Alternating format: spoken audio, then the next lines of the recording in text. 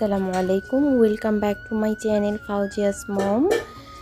আশা করছি আপনারা যে যেখান থেকে আমার রেসিপিগুলো দেখছেন তার যার যার জায়গা থেকে খুব ভালো আছেন, আলহামদুলিল্লাহ।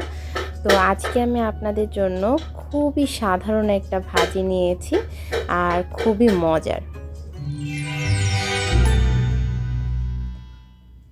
আজকে আমি যে ভাজিটা করব সেটা হচ্ছে এই পেঁয়াজ কলির ভাজি। শীতকালে কিন্তু এই পেঁয়াজ কলি প্রচুর পাওয়া যায় আর এই পেঁয়াজ কলির কিন্তু অনেক রেসিপি করা যায়, তবে আমি আজকে খুব সাধারণ একটা রেসিপি করে দেখাচ্ছি, সেটা হচ্ছে পেঁয়াজ কলি ভাজি।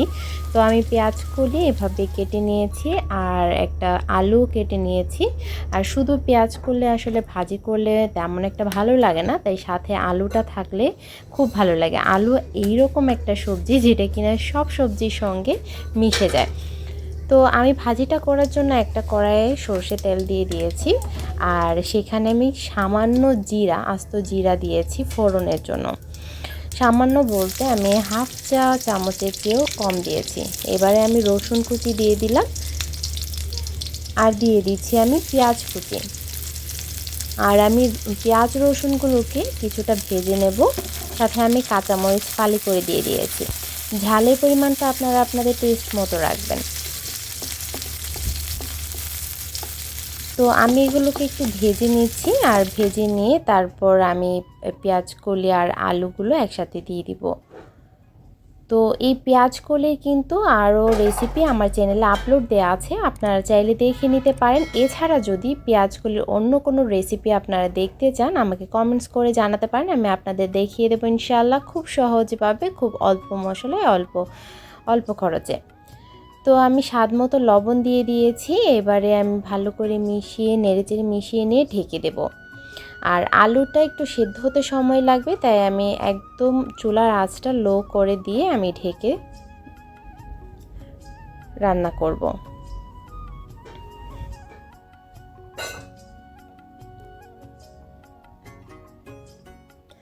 তো কিছুক্ষণ পর আমি ঢাকনাটা উঠিয়ে নিচ্ছি আর দেখে নিচ্ছি অনেকটা কিন্তু চুপসে গিয়েছে আর অনেকটা সেদ্ধ হয়ে গিয়েছে, তবে পুরোপুরি এখনও আমার এটা সেদ্ধ হয়নি, যার জন্য আমি আবার নাড়াচাড়া দিয়ে আবার ঢেকে দেব।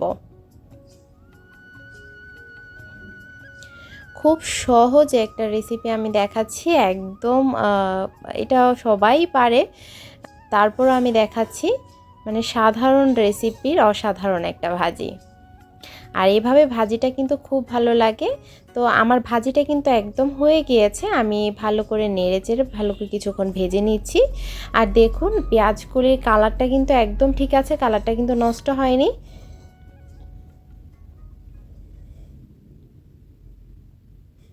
আমি একদম ভাজা ভাজা করে নিয়েছি। এবারে আমি উঠিয়ে নিলাম। দেখুন আমার ভাজিটা দেখতে কিন্তু খুব সুন্দর লাগছে আর খেতেও দারুণ ছিল। তো এখনও পর্যন্ত যারা ট্রাই করেননি তারা একবার ট্রাই করে দেখতে পারেন, আপনাদের খুব ভালো লাগবে।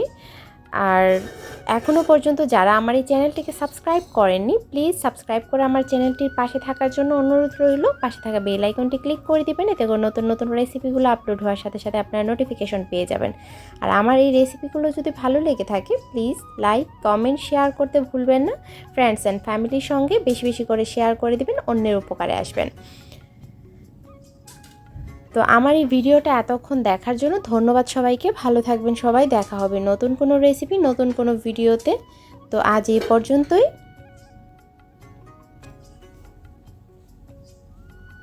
আল্লাহ হাফেজ।